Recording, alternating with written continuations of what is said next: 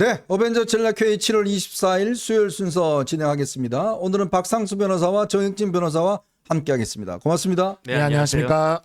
저희 신지호 님은 정말 너무 열심히 하신 것 같습니다. 지금 감기가 심하게 걸려서 목소리가 안 나올 정도로 어제까지 좀 괜찮았는데 어제 또 이 전당대회 가서 아주 그냥 목청껏 우리 또 한동훈 후보 대표를 외치신 모양입니다. 아침에 전화했더니 처음에 저는 목소리가 안 나와서 누구신가 했어요. 목이 아예 지금 가서 아직 지금 오늘 당분간 못 나올 것 같습니다. 좀 목소리 빨리 좀 낫기 바라겠습니다. 참 그동안 얼마나 스트레스가 많았겠습니까. 실제로 선거전이라는 게 피를 말리는 이 선거전이고 아마 이번 다 경험하셨겠지만 정말 힘든 선거전이었습니다. 자, 여러분들 어젯밤 어떻게 보내셨나요?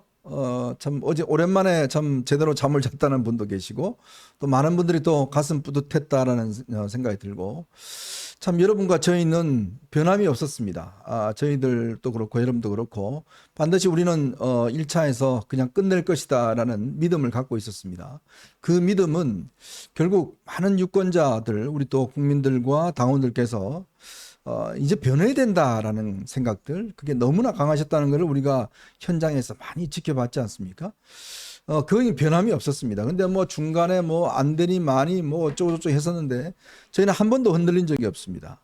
그 믿음은 결국 여러분들을 믿었기 때문에 저희들이 그런 생각을 가지고 있지 않나 생각이 드는데 우리 박 변호사님도 아주 확고하게 믿으셨죠? 당연하죠. 네, 무조건 이긴다고 생각을 했습니다. 1차에서 끝난다라는 네. 확신을 가지고 있었고 결과도 그대로 나왔습니다. 네. 네. 우리 정 변호사님도 어떻게 예측하셨어요? 저는 예측이 틀렸어요. 그래요? 예. 저는 50% 간신히 넘을 거다. 그래서 저는 당심은 48.5%. 네. 그다음에 일반 여론조사는 60%. 요 두 가지를 합쳐 보니까 50%를 간신히 넘을 거다. 네. 저는 그렇게 제가 원래 새 가슴이거든요. 좀 믿음이 약하시군요. 믿음이 없습니다. 그런데 제 예상을 아주 그냥 통쾌하게 깨뜨리고 62.84%. 네. 어마어마한 거거든요. 네. 왜냐하면 지난번에 김기현 대표가 그때 그 윤심을 등 뒤에 업고 얻은 그 득표율이 52.9%였어요. 네네. 그런데 한동훈 대표는 윤심의 저항을 받으면서도 그렇죠. 얻은 게 62.84%, 네. 10%더 얻은 거거든요. 이거는 진짜 어마어마한 수치라는 그런 생각이 듭니다. 저는 이렇게 선거를 제가 오랫동안 이렇게 취재를 하면서요, 중요하게 보는 게 있습니다. 어떤 사안이 많이 벌어지는데 여기에만 너무 매몰이 되면 전체 판세를 잘 못 보는 경우가 있어요. 그때는 이렇게 다니면서 시민들의 이야기를 이렇게 뭐 택시 운전하시는 분들이라든지 또 뭐 이제 식당 하시는 분들 이렇게 이야기 들어보면 그 한마디 한마디가 저는 굉장히 큰 민심인 것 같았습니다. 그게 뭐냐면 이번에 이렇게 보면 좀 바뀌 안 되겠나? 라는 이야기들, 대통령 좀 정신 차려야지, 이런 이야기들, 뭐 여사 뭐 솔직히 보기 싫다, 뭐 이런 이야기들, 이런 툭툭 던지는 우리 정말 국민들의 이야기가 그게 굉장히 중요한 울림이 있는 거거든요. 그게 민심인 겁니다. 사실은 무슨 뭐 민정수석이 민심을 들으라 어쩌라 하는데요. 그거 들을 필요 없고 그렇게 다녀보면 민심을 들을 수가 있어요. 그게 이제 확정을 가져야 되는데 자꾸 우리는 TV 토론에서 이번에 패스트트랙 관련돼서 뭐 나왔는데 이게 흔들린다. 아니 국민들 그건 어떻게 합니까 패스트트랙을. 그런 것이 중요한 것이 아니기 때문에 정말 믿음이 중요하고 쭉 우리가 보는 관점들이 정말 중요하다는 걸 이번 선거를 통해서 너무나 또 절실하게 많이 느꼈습니다. 자, 몇 가지 좀 짤막한 소식 전해드리고 저희가 이제 본격적인 토론에 좀 들어가 보도록 하겠습니다. 참 미국 선거도 재밌습니다. 지금 이 카멜라 해리슨 부통령이 지금 민주당 후보로 거의 유력시 되지 않습니까?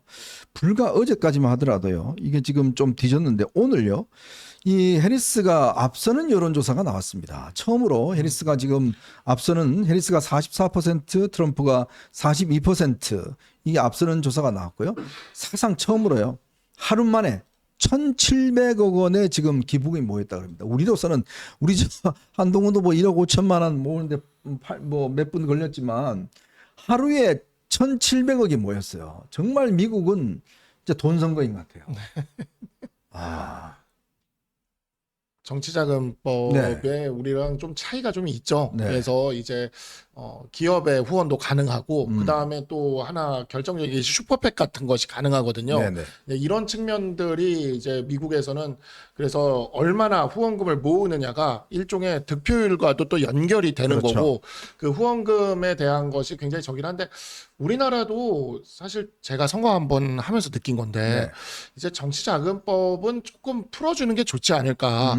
그러니까 한동훈 대표도 그런 이야기를 하시더라고요. 그러니까 정치자금법 부분은 좀 풀어주고 네. 대신 이제 그 정치인의 특권이죠. 정치인이 사적으로 가져가는 것. 그러니까 정치자금법은 정치자금으로 후원 받아가지고 우리가 정치에 활용하는 돈이지 않습니까? 공적자금으로 쓰는 것이고 그에 대해서는 충실하게 좀 이렇게 감시를 하고 회계 감시도 하고 투명하게 하되 국민들이 정말 좀 싫어하는 이제 국회의원의 이제 과도한 세비라던가 네. 그러니까 개인이 가져가는 그런 금원은 좀 줄이자. 그건 좀 줄이고 국회의원이나 정치인들의 특권은 좀 줄이고 그다음에 정치 자금 쪽은 좀 이렇게 풀어주자라고 얘기하는데 네. 사실 근데 저는 그 부분에 대해서 굉장히 공감이 되더라고요. 그래서 미국만큼 뭐 미국처럼 뭐 기업에다가 슈퍼팩까지 되는 것까지는 또 우리나라에서는 또 그 정서가 안 맞을 수도 있겠지만 우리나라에서도 좀 한번 생각해 볼 문제지 않을까라고 생각을 합니다. 근데 저는 돈도 돈이지만 그 카밀라 해리스가 한동훈 대표하고 공통점이 되게 많아요. 그래요? 왜냐하면 트럼프에 비해서 상대적으로 네. 굉장히 젊지 않습니까? 한동훈 대표도 이재명 대표에 비하면 굉장히 젊은 느낌이 많이 난단 그렇죠. 말이에요. 더 중요한 건 뭐냐면 해리스가 변호사인데 뭘 했냐? 검사 출신이에요. 아하. 검사 출신인데 샌프란시스코에서 검사장 했어요. 그렇죠. 한동훈도 검사장 하지 않았습니까? 캘리포니아 주의 법무부 장관을 했어요. 맞아요. 그러니까 비슷하네. 법무부 장관 검사장 했는데 더 결정적인 건 뭐냐면은 트럼프는 피고인이잖아요. 그러니까 검사 출신 정치인과 피고인 사이에 네. 대선 후보다 누가 이길 것인가 저는 귀추가 굉장히 주목이 되고요. 네. 사실 제가 걱정했던 건 뭐냐면은 트럼프가 굉장히 사법 리스크가 많은 현직 피고인인데 그럼에도 불구하고 대통령 되면 민주당에서 거봐라 미국에서도 피고인이 대통령 된다 이런 이야기 할까봐 걱정이 맞아요. 되는데 요번에 해리스가 트럼프를 좀 꺾어줬으면 좋지 않겠나 저는 그런 생각도 듭니다. 네. 자, 그리고요. 지난 40 총선에서 선거 자금을 축소 신고한 혐의로 이상식 더불어민주당 의원 경기 용인갑입니다. 여기 이원모 지금 현재 공직기강 비서관이 출마해서 했던 데죠. 오늘 오후에 경찰에 소환돼서 조사를 받고 있다고 합니다. 오후 3시에 경기 용인 동부경찰서에 공직선거법 위반 혐의로 지금 출두해 조사를 받고 있는데 특히 경찰에 지금 이제 재산 관련돼서 축소 신고를 했다는 거예요. 10억 원 이상이라고 그럽니다. 애초에 현금 재산을 5억 원으로 신고했다가 다음 날 3억 5천만 원으로 수정했고 뭐 등등 해서 대략 한 10억 원 정도의 재산을 축소 신고하는데 뭐 일견에서는 아마 이 40 총선 출마자 당선자 중에서 가장 먼저 당선 무효가 나올 수 있는 가능성도 있다. 뭐 이런 이야기가 있습니다. 제가 봤을 때 양문석 의원이 더 빨리 나오지 않을까 싶었는데 네. 어쨌든 뭐 이상식 의원도 만만치 않을 것 같다 그런 생각이 들고요. 그다음에 내년에는 재보궐선거가 많이 있을 것 같아요. 네. 예, 그런 걸 통해서 어느 정도라도 좀 정상화되는 게 필요하지 않을까 싶습니다. 아니 제일 지금 제가 좀 그런 게 뭐냐면 자꾸 한동훈 대표한테 이제 연역 의원들이 원내에서 알아서 하겠다 뭐 이런 식으로 하면서 은근히 지금 원내 대표를 좀 왕따시키는 분위기가 있습니다. 이게 참 뭐가 그렇게 배지가 정말 대단한 권세나고 원내 대표가 알아서 한다라고 그렇게 이야기를 하는지 모르겠는데 하여튼 제가 볼 때는 내년에는 저 한동훈 대표가 빨리 출마해서 그 배지를 좀 달아야 될 것 같아요. 네. 그래야 뭐 이런 소리 안 할 거 아니겠습니까? 네, 저도 그런 생각이 좀 들고요.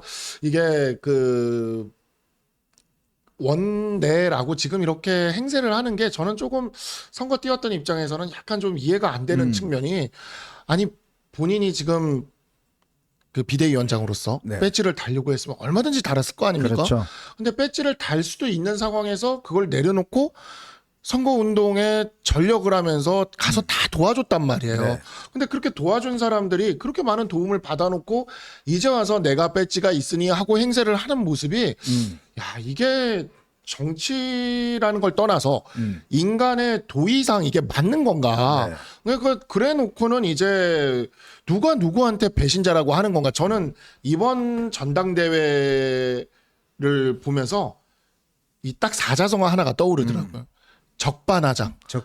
그냥 적반하장 느낌이었어요. 그러니까 정말 왜냐하면 자신들이 하던 거가 자신들이 비난받아야 될 내용들인 것 같은 거를 계속 덮어 씌우는 거예요. 네. 가장 황당했던 게 이제 우리 그 댓글팀 여론조사팀이었죠. 네. 주어가 분명히 다른 주어였는데 갑자기 이거를 한동훈으로 딱 바꿔치기를 하는 거죠. 그래서 야, 이게 정말 이번 전당대회는 정말 적반하장 그 자체였고 사실 저는 그 한동훈 대표가 꼭 뭐 원 내에 들어가야지만 정치를 할 수 있다 뭐 이런 생각이 들지는 않아요. 네. 근데 워낙 이번에 나경원 후보도 그랬고 또 오늘 또 저기 우리 김민전 최고도 네. 그렇고 너무 이 배지에 대한 강한 어떤 그런 게 좀 있어서 아니 왜 이렇게까지 이럴 바에는 그냥 그 한번 실력을 한번 보여주셔도 되지 않을까 싶은 생각도 듭니다. 네. 진짜. 자, 그리고 지금 이 시간 현재 국회 과학기술정보방송통신위에서는 이진숙 후보자에 대한 청문회가 진행 중인데 특히 오늘 최민희 위원장이 이 청문회 진행되기 전에 이진숙 후보를 불러서 살짝 귀속말을 했다고 합니다. 무슨 귀속말을 했나 하면 저와 싸우려 하면 안 돼. 딱 이렇게 경고를 했다고 그래요. 참 간땡이가 부었다는 생각도 듭니다.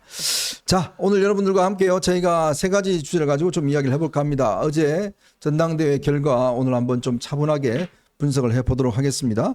자, 그와 함께 지금 김명수 전 대법원장에 대해서 검찰이 소환 통보를 했다고 합니다. 아마 본격적인 수사가 진행될 것 같습니다. 이 이야기와 함께 지금 중앙지검장과 검찰총장 간에 지금 갈등이 지금 굉장히 고조되고 있죠. 어떻게 우리가 봐야 될지 이 문제도 한번 지켜보도록 하겠습니다. 자, 여러분 보시면서요. 좋아요 많이 눌러주시고 많은 응원 부탁드리도록 하겠습니다. 자.